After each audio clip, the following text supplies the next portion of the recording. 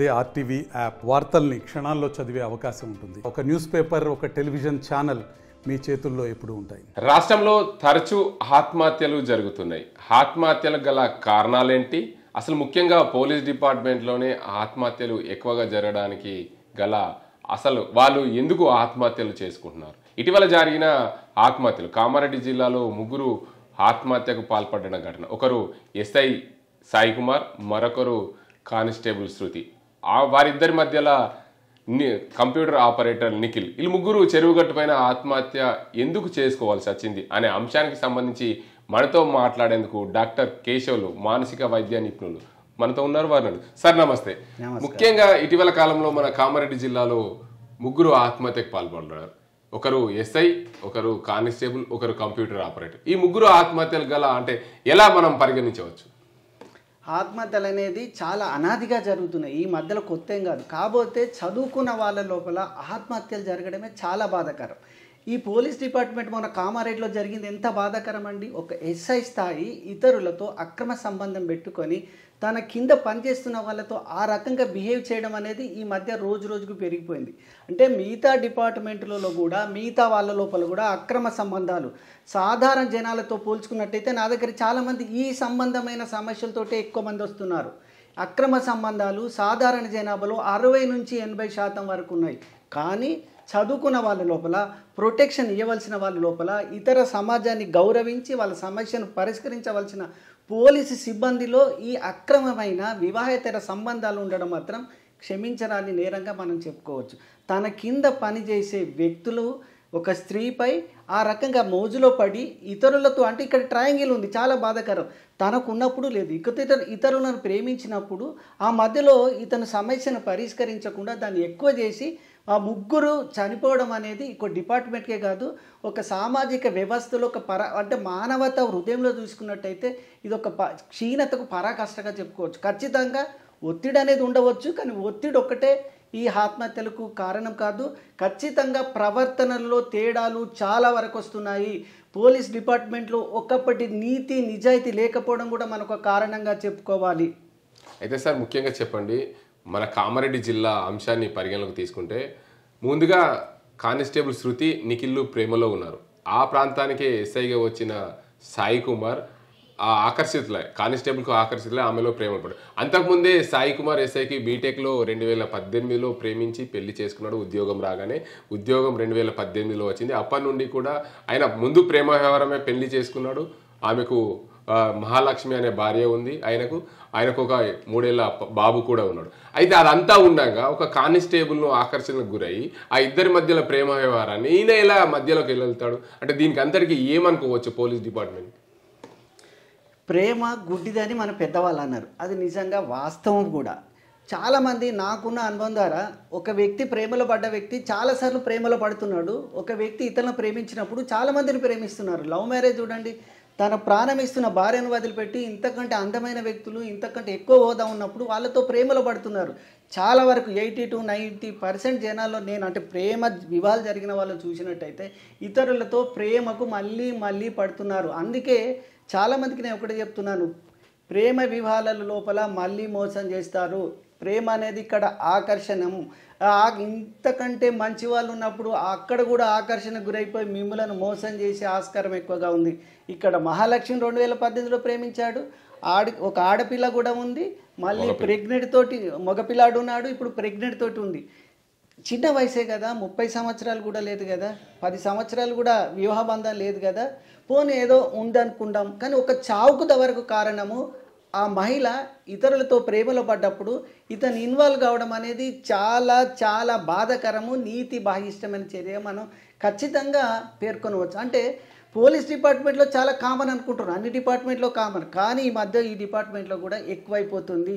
Discipline అనేది చాలా వరకు తగ్గిపోతుంది. మానవ సంబంధాలు తగ్గిపోతున్నాయి. అంటే ఒక రెస్పెక్ట్ఫుల్గా ఉండవలసిన వ్యక్తులు ఇలా ఉండడం నిజంగా మన జాతికైనా మానవ జాతికి కూడా ఇది మంచిది కాదని చెప్పవచ్చు. ఇటీవల కాలంలో చూసుకోవచ్చు, చాలా పోలీస్ స్టేషన్లో జరుగుతున్న సంబంధాలు ఏంటంటే, ఒక పోలీస్ స్టేషన్కు ఒక మహిళ వచ్చినప్పుడు నాకున్న సమస్యను వివరించినప్పుడు ఆ మహిళకు ఆకర్షితులవుతున్నారు అక్కడ ఉండే పోలీస్ అధికారులు. వారితో అక్రమ సంబంధాలు పెట్టుకున్న ఘటనలు ఎన్నో ఉన్నాయి రాష్ట్రంలో. వీటిపైన ఎలా పరిగణించవచ్చు? ఖచ్చితంగా మీరు చెప్పింది రెడ్డి గారు చాలా వరకు వాస్తవమే. చాలామంది బాధతో పోతున్నారు. ఆ బాధకు ఎవరికి చెప్పుకోవాలో తెలియని పరిస్థితిలో పోలీస్ డిపార్ట్మెంట్కి వెళ్తున్నారు. వీళ్ళు చెప్పిన తర్వాత అక్కడ ఎక్స్‌ప్లాయిటేషన్ అనేది ఖచ్చితంగా జరుగుతుంది. ఈ ఎక్స్‌ప్లాయిట్ వల్ల ఏమవుతుందంటే ఒక బలహీన క్షణం లోపల వాళ్ళు మేము ఉన్నాం కదా, మీకు ఏమైనా చేస్తామని ఎక్స్‌ప్లాయిట్ చేసినప్పుడు వీళ్ళకి ఎవరు దిక్కులేరు కదా.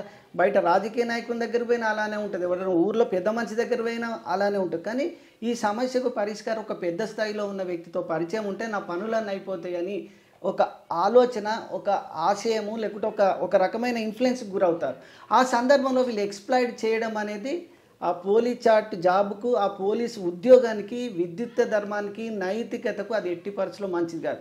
ఇంకొక విషయం, ఇక్కడ 25 నుంచి 40 ఇయర్స్ లోపల వాళ్ళని ఇవి చాలా ఎక్కువగా జరుగుతున్నాయి.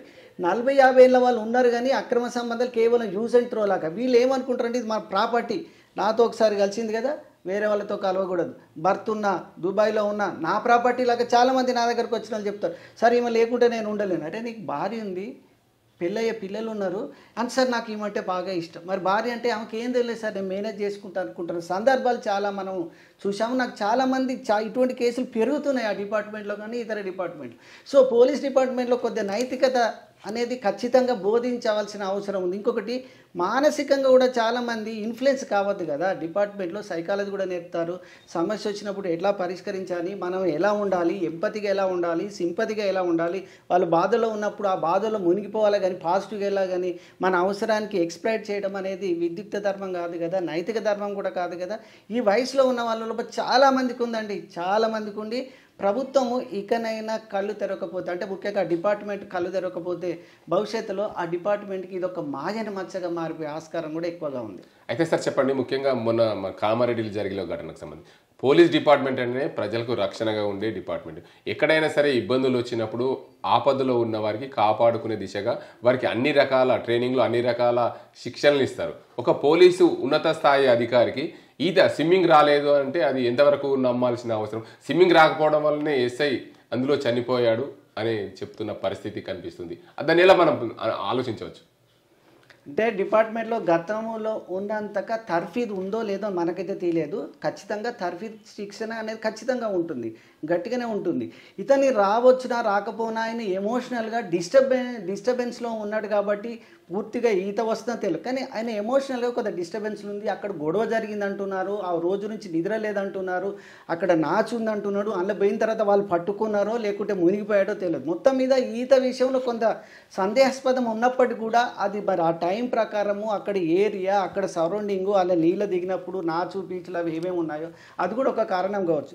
ఇంకొకటి మీరు అన్నది ఇంపార్టెంట్ ఏంటంటే ఆ ట్రైనింగ్ పీరియడ్లో వీళ్ళకి ఫిట్నెస్ ఎంతవరకు ఉంది. అంటే ఫోటోలు పట్టి చూస్తే అబ్బాయి చూడడానికి మాత్రం ఫిట్గానే ఉన్నాడు, మరి అది కారణం మాత్రం మనం పూర్తిగా చెప్పలేం. ఖచ్చితంగా వచ్చి ఉండాలి, మరి వాళ్ళు పట్టుకున్నారా దిగిన తర్వాత అనేది పూర్తి విధంగా మనకు మాత్రం తెలియదు. ఇటీవల చూడొచ్చు, రాష్ట్ర వ్యాప్తంగా కూడా పలువురు అధికారులు, కానిస్టేబుల్, హెడ్ కానిస్టేబుల్ ఆత్మహత్యలకు పాల్పడ్డారు.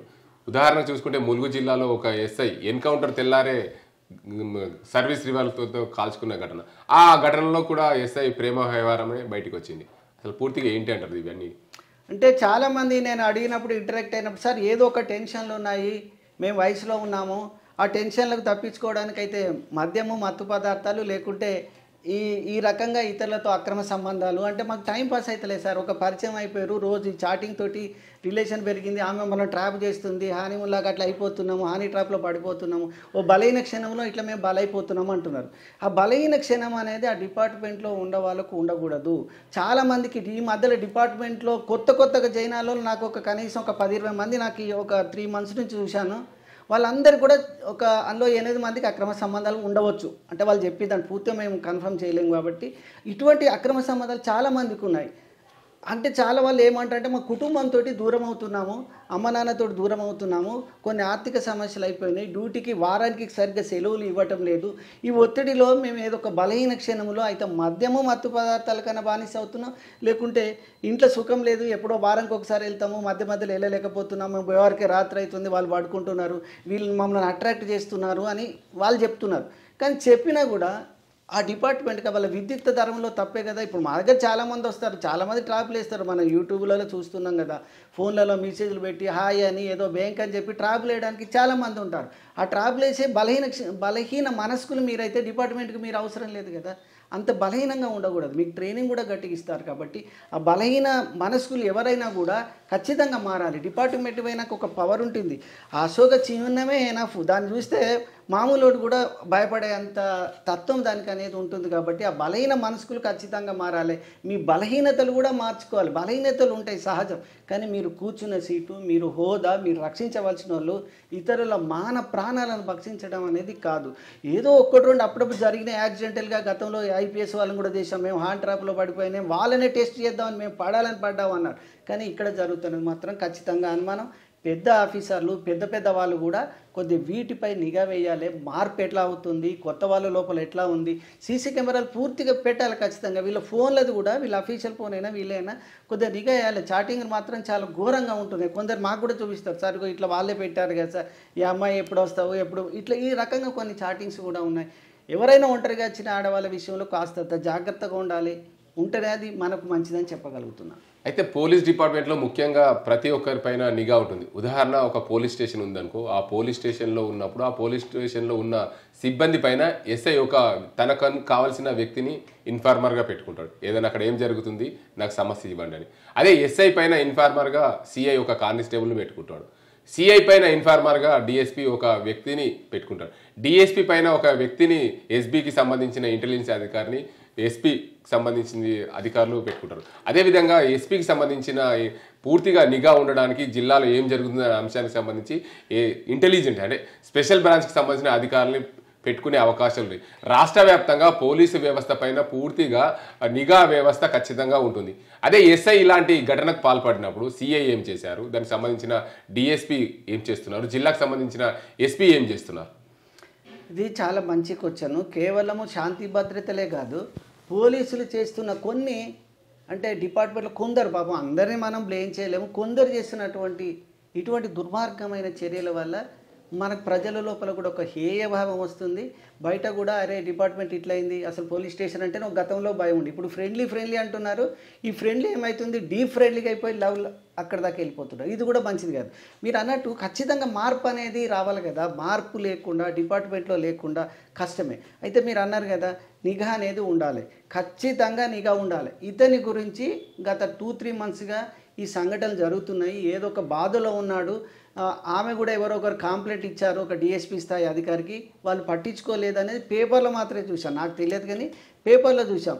సో ఇతని ప్రవర్తనలో ఏమాత్రం తేడా వచ్చినా ఆ పోలీస్ స్టేషన్లో ఉన్న వాళ్ళకి ఖచ్చితంగా తెలుస్తుంది. అందులో 10 మంది ఉన్నా కూడా ఖచ్చితంగా సగానికి పైగా ఈసారి ఇతను ఎక్కువ రియాక్ట్ అవుతున్నారు, ఈ అమ్మాయి ఎక్కువ అవుతుంది, వీళ్ళు ఎక్కువ క్లోజ్ అవుతున్నారు, ఎక్కువ మూవ్ అవుతున్నారు, ప్రవర్తనలో ఖచ్చితంగా తేడాను గుర్తుపడతాం. ఆ తేడాను గుర్తుపట్టి ఎవరో ఒకరు ఖచ్చితంగా పై ఆఫీసర్ కానీ ఒక డిపార్ట్మెంట్ కానీ ఇంటెలిజెన్స్ వాళ్ళకి ఖచ్చితంగా ఇన్ఫర్మేషన్ అనేది ఇవ్వాలి.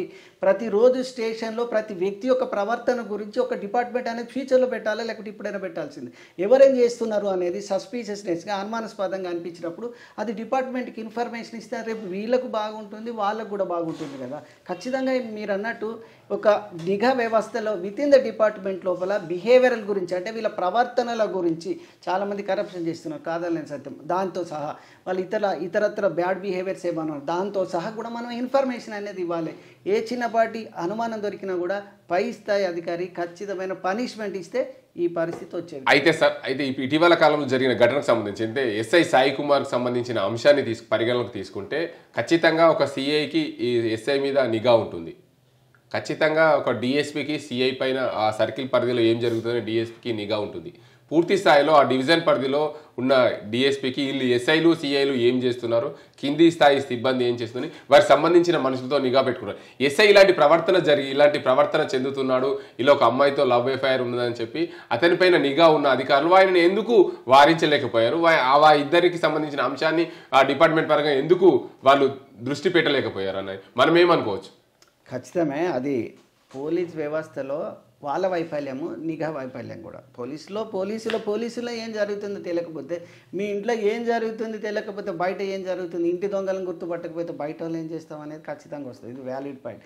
ఇంకోటి ఏంటంటే ఈ 2024లో ఈ రోజు వరకు జరిగిన సంఘటనలు చూసుకున్నట్టయితే 14 మందికి పైగా పోలీస్ పర్సనల్ ఆత్మహత్యకు పాల్పడ్డారు. అందులో 4 ఎస్ఐ స్థాయి వాళ్ళు, మంచి మంచి చదువుకున్న వాళ్ళు, ఐక్యూ బ్రహ్మాండంగా ఉన్నారు, కానీ ఈక్యూ లేదు. అంటే సమస్య వచ్చినప్పుడు పరిష్కరించే శక్తి లేక బలహీన క్షణంలో బలమైన నిర్ణయం తీసుకొని ప్రాణాలు కోల్పోతున్నారు. మిగతా 10 మంది కానిస్టేబుల్. ఒక డిపార్ట్మెంట్లో కేవలం ఒక 11-12 నెలల లోపల ఇంతమంది మరణించారు, ఆత్మహత్య చేసుకున్నారంటే ఖచ్చితంగా డిపార్ట్మెంట్లో ఒక రకమైన డిపార్ట్మెంట్ ఉండి ఏం జరుగుతుంది ఈ డిపార్ట్మెంట్ లోపల? నిజంగా పని ఒత్తిడి వల్లనేనా, లేకుంటే ఆర్థిక సమస్యల, లేదా కుటుంబ సమస్యల, లేక ప్రేమ వ్యవహారాల, ఇతరత్ర వ్యవహారాల, లేకుంటే వీళ్ళ పర్సనాలిటీస్ ఎలా ఉన్నాయి అంటే ఎవరైనా చిన్న విషయానికి ఎక్కువ గాబరపడడం, చిన్న సమస్యకి ఎక్కువగా ఫీల్ కావడం, అటువంటివి కూడా ఉంటాయి. సో ఆత్మహత్య అనేది కేవలం ఒక సమస్యతోటే మనిషి ఆత్మహత్య చేసుకోవడం. చాలా కారణాల ఒత్తిడి వల్ల ఆ ఒత్తిడి అనేది ఒక ముద్దలాగా తయారైపోయి ఆ సమస్య వచ్చినప్పుడు ఏం చేయాలో తెలియని అగమ్యగోచర పరిస్థితులలో పక్క వాళ్ళని, ఇప్పుడు ఇక్కడ పోలీసు వాళ్ళు అందరికీ తెలుసు, వీళ్ళని ముందు నుంచే వారించినట్టయితే సాయి కుమార్ను, శృతిని, ఇంకో నిఖిల్ ఆ నిఖిల్ గారి ముగ్గురిని కాపాడే వాళ్ళు. ఇక్కడ పోలీసు వ్యవస్థ లోపం ఉంది, అక్కడ చుట్టూరంగా ఉన్న వాళ్ళు లోపం ఉండడం వల్లనే 3 ప్రాణాలను కోల్పోవాల్సింది. మనకు తెలుస్తుంది కదా వీళ్ళ బిహేవియర్ ఎట్లా ఉన్నది, వీళ్ళు ఎట్లా ఉన్నాడు, ఎస్ఐకి ఎట్లా మాట్లాడుతున్నాడు, ఈమె ఇట్లా తిరుగుతున్నా అని తెలుస్తుంది. ఏ విషయం ఎప్పుడు కానీ ఒక విషయం గుర్తుపెట్టుకోండి, జనరల్గా ఎవరైనా ఆత్మహత్య చేసుకునే ముందు వాళ్ళకు ఖచ్చితంగా నాకు బతకబుద్ధి అయితే లేదు, నాకు చావాలనిపిస్తుంది, ఏదో ఒక ఒత్తిడి గురైన లక్షణాలు, చిహ్నాలు కనబడతాయి. వీళ్ళ లోపల కూడా కనబడి ఉంటాయి. అవి గుర్తిస్తే ఈ 3 ప్రాణాలు కాపాడేవాళ్ళు. 14 మంది చనిపోయారంటే ఆ డిపార్ట్మెంట్లో ఏం జరుగుతుంది కొద్దిగా ఆలోచించాలి. వాళ్ళ ప్రవర్తనలో మార్పులు చూసినట్టయితే ఈ 14లో కనీసం 10 మందిని మనం కాపాడేవాళ్ళం కదా.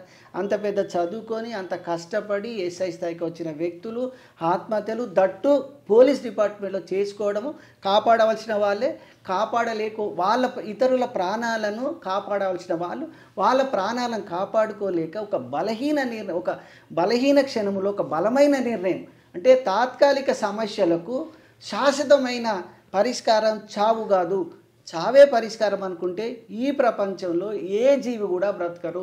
మనందరికీ సమస్యలు ఉన్నాయి, అన్ని సమస్యలకు పరిష్కారం ఉంటుంది. ఆ పరిష్కారం ఏంది? మీరు డాక్టర్ సంప్రదించడమా, మీకు ఏమైనా ఇబ్బంది ఉంటే షేర్ చేసుకోవడమా, అంతే తప్ప చావే పరిష్కారం అంటే ఈ ప్రపంచంలో ఏ జీవి కూడా ఈ రోజు వరకు జీవించు. అయితే సార్ చిన్న ఒక అనుమానం, అయితే ఈ ముగ్గురు కామారెడ్డి జిల్లాలో జరిగిన ఈ ముగ్గురు మృతి అంటే వాళ్ళు చావాలనుకుని చెరువుగట్టకు వచ్చారా, అనుకోని పరిస్థితిలో చెరువుగట్టకు రాకుంటే వాళ్ళు బ్రతికేవారని ప్రజలు అంటున్న పరిస్థితి. అసలు దీనిపైన మీరేమంటారు? మీరు చెప్పింది 100% కరెక్టు. ఒక వ్యక్తి చనిపోవడానికి పక్కనున్న పరిస్థితులు కూడా ప్రధాన కారణమవుతాయి. మీ చేతిలో గన్ను ఉన్నప్పుడు, ఎవరు లేనప్పుడు గన్నుతో కాల్చుకుంటారు. మీకు ఫ్యాన్ ఉన్నప్పుడు ఆ రకమైన చేస్తారు. ఇక్కడ ముగ్గురు ఉన్నారు, అక్కడ ఏదో ఒక గొడవ జరిగింది, పక్క చెరువు ఉన్నది, దునికింది, ఒకరి తర్వాత ఒకరు దునికారు, ముగ్గురు కలిసి ఆత్మహత్య చేసుకున్నారు అనేది పోలీస్ ఎంక్వైరీలో చర్చ జరుగుతుంది. ఖచ్చితంగా అక్కడున్న పరిస్థితుల వల్లనే వాళ్ళు అక్కడ చనిపోయారు. ఒకవేళ ఆ చెరువు కట్ట దగ్గర లేక వేరే దగ్గర ఉన్నట్టయితే గొడవలవడో, కాల్చుకోవడమో, లేక ఇంకో రకంగా కనీసం ఒకరిద్దరు ప్రాణాలన్నా సేవ్ అయ్యేది. ఖచ్చితంగా ఆ ప్రాంతము అక్కడికి వెళ్ళడం కూడా చాలా వరకు తప్పే. అక్కడికి ఏం పోతున్నారు, ఎటు పోతున్నారు అనేది డిపార్ట్మెంట్లో అక్కడ రాసి వెళ్ళాలి. ఎస్ఐ స్థాయి అధికారి ఆ మండలానికి బాసు, ఆ బాసు అలా వెళ్ళడం కూడా చాలా వరకు తప్పు. అక్కడ ఉన్న సెకండ్ ఆయన తర్వాత ఉండే ఇన్ఛార్జ్ కూడా తెలియాలి, ఇతను ఎటు వెళ్తున్నాడు, వెహికల్ ఎటు వెళ్తున్నది ఏంది అనేది ఖచ్చితంగా ఇన్ఫర్మేషన్ ఉండాలి. ఇప్పుడు నక్సలైట్ లేరు కదా చెప్పకుండా పోవడానికి, ప్రతి చెప్పి చేయాలి. ఇక్కడ డిపార్ట్మెంట్లో కొంత వైఫల్యం అనేది ఖచ్చితంగా ఉంది. ఈ 14 చావులలో కూడా డిపార్ట్మెంట్ది కూడా కొద్దిగా వీళ్ళ ప్రవర్తన చూసుకున్నట్టయితే, ఇంకాస్త నిఘా పెట్టినట్టయితే ఖచ్చితంగా బతికేవాళ్ళు కదా. అయితే సార్ ముఖ్యంగా పోలీస్ శాఖ గురించి మాట్లాడుకుంటే ప్రజలకు రక్షణ ఇవ్వాల్సిన పోలీసులే చాలా ప్రాంతాల్లో అక్రమ సంబంధాలు పెట్టుకున్నారు, ఆత్మహత్యలకు దారితీస్తున్నాయి. ముఖ్యంగా జిల్లాలో మన నిజామాబాద్ జిల్లాలో ఎన్నో ఆత్మహత్యలు జరిగాయి. ఈ ఆత్మహత్యలకు ప్రధాన కారణం ఆర్థిక లావాదేవీలు, ప్రేమ వ్యవహారం ఏదంటారు? ఖచ్చితం. ఇప్పుడు ఏ సమస్య వచ్చినా చివరికి ఏదో ఒక లావాదేవీ అంటారు. ఆ లావాదేవీలో ఏమవుతుంది? ఆర్థిక సంబంధాలు పైసలు ఎక్కువైన బాధ, పైసలు తక్కువైన బాధ. పైసలు ఎక్కువైపోతే సుఖాలు కోరుకుంటారు, ఆ సుఖం లోపల ఈ అక్రమ సంబంధాలు, డబ్బులు పడేసి అక్రమ సంబంధాలు కదా. డిపార్ట్మెంట్ జీతాలు పెరిగిపోతున్నాయి, సంపాదన కూడా పెరిగిపోతుంది, మద్యము మత్తు పదార్థాలకు బానిస అయింది, మద్యము మత్తు పదార్థాలకు బానిస అయి గంజాయికి అలవాటు ఎవడూ పట్టించుకోవట్లేదు. వాళ్ళ దగ్గర అవి ఇవి తీసుకొని ఆ డబ్బులతో వీళ్ళు కూడా ఎంజాయ్ చేస్తారు. వాస్తవం చెప్పాల్సిందే కదా.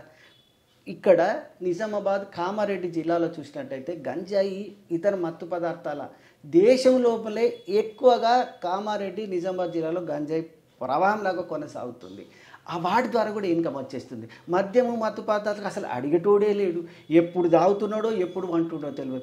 యువత చాలామందికి ఈ రకంగా అలవాట్లు ఉంటాయి. వాళ్ళు ఏమంటారు, సార్ ఏముంది సార్ ఇన్ని పైసలు వాడేస్తే మేనేజ్ అవుతుంది, ఇది ఒక పెద్ద సంపాదనగా అయిపోయిందని అంటున్నారు. సో ఈ సంపాదన పెరిగినప్పుడు సుఖాలు పెరుగుతున్నాయి కదా. సుఖాలు అంటే ఏం సుఖం? మద్యము మత్తు పదార్థాలు అక్రమ సంబంధాలు. ఖచ్చితంగా సామాన్య లోపల కూడా అక్రమ సంబంధాలు పెరిగాయి. ఇందులో కేవలం పోలీస్ డిపార్ట్మెంటే మినహాయింపు కాదని చెప్తున్నాను. ఎందుకంటే రోజు నేను ఇవే చూస్తున్నాను, రోజు చెప్తాంటే బాధ అనిపిస్తుంది. ఏం జరుగుతుంది మన భారతదేశంలో? ఈ అక్రమ సంబంధాలు, ప్రేమ వ్యవహారాలు, ఈ చాలా చాలా చెప్పరాని పరిస్థితిలో బాధాకరం అనిపిస్తుంది. ఖచ్చితంగా ఒక ఎథికల్ డిపార్ట్మెంట్ లాగా ఈ పోలీస్ డిపార్ట్మెంట్లో నైతిక ప్రవర్తన గురించి కొంతలో కొంత మార్పు వచ్చినా కొందరి జీవితాలైనా మనం కాపాడగలిగిన వాళ్ళం అవుతాం. ప్రభుత్వం అనేక చర్యలు తీస్తుంది, కానీ విత్ ఇన్ ది డిపార్ట్మెంట్లో చర్యలు కూడా చుట్టూరంగా కాంచేసుడు కాదు, ఇంట్లో దొంగలేంది అని చూసుకుంటేనే బెటర్ అని నా అభిప్రాయం. చివరిగా ప్రజలకు ఏం చెప్తారు ఈ అక్రమ సంబంధాలు ఆత్మహత్యలపైన? ఖచ్చితము అక్రమ సంబంధాలు పెరిగిపోతున్నాయి, దానివల్ల హత్యలు పెరిగిపోతున్నాయి. మీ భర్త మీరైనా, అటు మగవాళ్ళైనా ఇటు ఆడవాళ్ళైనా క్షణికావేశములకు లోనైపోయి ఏమైపోతుందంటే సంపాదన పెరిగిపోయి చాలామంది ఒకటే అంటారు, సార్ ఎంజాయ్మెంట్ ఉండాలి సార్, ఏం పట్టుకపోతాం సార్ అంటారు. ఏం ఎంజాయ్మెంట్ అంటే సార్ ఏం పట్టుకపో, ఒకప్పుడు బంగారం చూశారు, ఒకప్పుడు భవంతులు చూశారు, ఒకప్పుడు ఆస్తులు చూసి కలిసిమెలిసి ఉన్నారు. ఇప్పుడు ఎంజాయ్మెంట్ ఆ సీరియల్ పుణ్యం అని భర్తతోటి బయట చేతులు వేసుకోకుంటే వీళ్ళకి సుఖం అనిపిస్తలేదు. ఇతరులకు ఒక లేడీకి బాయ్ ఫ్రెండ్ ఉన్నాడు అంటే ఇది గ్రేట్గా అనుకుంటారు, నాకు లేదంటే నా మూసిగా ఫీల్ అవుతున్నారు. స్టేటస్ సింబల్ కొరకు పోయి చాలామంది మధ్య వయస్కులు కూడా అక్రమ సంబంధాలు పెట్టుకుంటున్నారు. ఆ అక్రమ సంబంధాలు పెట్టుకోవడం ద్వారా మీ పిల్లలు ఏమంటున్నారు, సార్ మా అమ్మ కూడా అట్లనే ఉంది, నాకు ఉంటే ఏం పోయిందా నాకు చాలామంది చెప్పేశారు. మద్యము మత్తు పదార్థాలకు బలి అవుతున్నారు. ఈ బ్లాక్మెయిల్ తల్లిదండ్రులకు చూసి పిల్లలు బ్లాక్మెయిల్ చేస్తున్నారు కదా. ఈ బ్లాక్మెయిల్ తోటి ఏమవుతుంది, ఇంకా ఎక్కువైపోతున్నారు. పోరగాళ్ళకి అసలు ఒక విషయం ఏంటంటే, ఒక 12 సంవత్సరాల పిల్లగానికి HIV పాజిటివ్ వచ్చేసింది. ఆడు ఏంటంటే సార్ నేను ఆంటీలతో ఇట్లా ఎంజాయ్ చేశానని చెప్తున్నారు. ఏంది అసలు ఎక్కడ జరుగుతుంది? ఆ చిన్నపిల్లలకు కూడా ఆ అంటువ్యాధులు ఎలా రాగలుగుతున్నాయి? ఎంత ఘోరంగా జరుగుతుంది. అది అందరిది తప్పు, మగవాళ్ళది తప్పు, ఆడవాళ్ళది తప్పు. ఒకటే నేను చెప్తున్నాను, కొద్దిగానైనా అదో పెళ్లి కాకముందు టైంపాస్ కోర్టే చెప్పింది కదా మీరు సహజీవనం, అది వేరండి. సహజీవనం కాదు, పెళ్ళైన తర్వాత భర్తలు ఉన్నప్పుడు భార్యలు ఉన్నప్పుడు కూడా భర్తలు కూడా తప్పుడు తగ్గించుకోండి. కానీ ఒకటి మద్యం మత్తు పదార్థం ఆడవాళ్ళు తాగుతున్నారు, మగవాళ్ళు తాగుతున్నారు. ఈ తాగిన తర్వాత విచక్షణ జ్ఞానం కోల్పోతుంది. ఆడు పక్కకు భార్య ఉన్నదా, ఆడుతున్నదా, అయ్యనా అవనా వరుస వీళ్ళు మర్చిపోయి ఆడిది కనబడితే చాలు, వాడు మొగోడు కనబడితే చాలు, వీళ్ళు ఇట్లా ఒక రకమైన వివచ్చమైన వ్యవస్థలోకి దిగజారిపోతుంది. ఈ దిగజారుడు తగ్గడానికి ఇటు మద్యము మత్తు పదార్థాలు తగ్గాలి, ప్రవర్తన లోపల కూడా మంచి మార్పు అనేది ఉండాలి. చెప్పేవాళ్ళే పంచే మంచిగా ఉంటే వినేవాడు మంచిగుంటాడు. కాబట్టి అందరి లోపల మార్పు రాకపోతే భవిష్యత్తులో ఆత్మహత్యలు పెరుగుతాయి. కేవలం ఆత్మహత్యలే కాదు, హత్యలు కూడా పెరుగుతున్న విషయం మనం మర్చిపోకూడదు. సమస్య పరిష్కారం ఆత్మహత్య కాదు, హత్యలు కాదు, ఆలోచించే విధానంలో మార్పు ఉండాలి. IQ పెరుగుతుంది, కానీ EQ ఎమోషనల్ కోషెంట్ ఇంటెలిజెన్స్ తగ్గిపోతుంది. సమస్యను పరిష్కరించే సత్తా పెరుగుతూనే మనం బతుకుతాం. నీకు MDలు కొట్టు, ఏం సంపాదించినా కూడా ఆ కంట్రోల్ చేసుకునే శక్తి, సమస్య పరిష్కరించిన శక్తి లేకపోతే చదివింది వృధా, ఎంత చదివినా వేస్ట్, ఎన్ని కోట్లున్నా వేస్ట్. ధైర్యంగా ఉండండి, ప్రతి సమస్యకు పరిష్కారం ఉంటుంది. ఆలోచిస్తే అన్ని సమస్యల పరిష్కారం ఉంటుంది. ఆలోచించకుండా ఆగం అయిపోయి ఏమో అయిపోయింది, ఏం కొంపనట్టకపోతే ఆయన పట్టుకుపోయి చీరల దున్నుకుంటే అవసరమా? ఏదో ఉంటే కేసు పెట్టి ఉద్యోగం తీసేసి ముగ్గురు బతికేవాళ్ళు కదా. సో ఇటువంటి రిపీట్ కాకుండా మార్పు రావడానికి అందరూ సహకరించాలని కోరుతున్నాను. Okay sir, thank you very much sir. మొత్తంగా చూసుకోవచ్చు, ఇటీవల కాలంలో తరచూ ఆత్మహత్యలు జరగడానికి కారణం ప్రధానంగా తమపైన నిఘా లేకపోవడం, మరోవైపు ఆర్థిక లావాదేవీలు, ప్రేమ వ్యవహారం. పూర్తిగా పోలీస్ డిపార్ట్మెంట్లో ఒక వ్యక్తిని ఇంకో వ్యక్తి పైన నిఘా ఉంటుంది. ఖచ్చితంగా ఒక కింది స్థాయి అధికారి పైన పై అధికారి నిఘా ఖచ్చితంగా ఉంటుంది. ఈ నిఘా లోపం వల్లనే మొన్న జరిగిన కామారెడ్డిలో ముగ్గురు ఆత్మహత్యకు కారణమనే చెప్పవచ్చు అని చెప్తున్నారు డాక్టర్ కేశవులు. మరోవైపు ఇంకోటి ఏంటంటే, ప్రధానంగా రాష్ట్రంలో జరుగుతున్న ఆత్మహత్యలకు చూసుకుంటే ప్రధానంగా అత్యధికంగా ఆర్థిక లావాదేవీలు, ప్రేమ, వీటన్నిటికీ మద్యం మత్తు వీటన్నింటి వల్లనే ఆత్మహత్యలు ఎక్కువగా పెరిగిపోతున్నాయని చెప్పుకోవచ్చని చెప్తున్నారు. మరోవైపు ప్రతి డిపార్ట్మెంట్లో ఐక్యూ ఉంటుంది, ఈక్యూ లేదు. ఈక్యూ లేకపోవడం వల్లనే ప్రధానంగా ఆత్మహత్యలు పెరుగుతాయి. తమ ఉద్యోగం కాపాడుకునే దిశగా ఎట్లయితే ఉద్యోగంలో చేరుతామో మనం ప్రజలకు సమస్యలు తీర్చడంలో, మనకు సమస్య వచ్చినప్పుడు తట్టుకొని నిలబడంలో తన మనస్థైర్యం ఉన్నప్పుడే ఉద్యోగంలో చేరాలి. అలాంటి ఉద్యోగమే పోలీస్ డిపార్ట్మెంట్. ఆ పోలీస్ డిపార్ట్మెంట్ అంటేనే ప్రతి ఒక్కరికి రక్షణగా ఉండే డిపార్ట్మెంట్ ఇది. ఆ రక్షణగా ఉండాల్సిన మీరే భక్షకులుగా అయితే ఎలా అనే క్వశ్చన్ రేజ్ అవుతున్న పరిస్థితి. ఏదేమైనప్పటికీ కామారెడ్డిలో జరిగిన ముగ్గురు ట్రయాంగిల్ లవ్ స్టోరీకి సంబంధించి చూసుకుంటే ముగ్గురు క్షణికావేశంలోనే ఆత్మహత్య చేసుకున్నారని చెప్పచ్చు. కానీ వాళ్ళు అక్కడ వెళ్ళిన ప్రదేశాన్ని బట్టి చూస్తే ఆత్మహత్యకు ఎక్కువగా ప్రేరేపించే దిశగా ఆ ప్రదేశం ఉంది. వాళ్ళు వేరే ప్రాంతానికి వెళ్తే బతికి ఉండేవారేమని చెప్తున్నారు డాక్టర్ కేశవులు. ఇది ఇక్కడ పరిస్థితి. సజింతో గంగారెడ్డి, RTV, నిజామాబాద్. మరిన్ని వీడియోస్ కోసం ఛానల్ ని సబ్స్క్రైబ్ చేయండి. లేటెస్ట్ అప్డేట్స్ కోసం వాట్సాప్ ఛానల్ ని ఫాలో అవ్వండి. ఆ లింక్ డిస్క్రిప్షన్ లో ఉంది.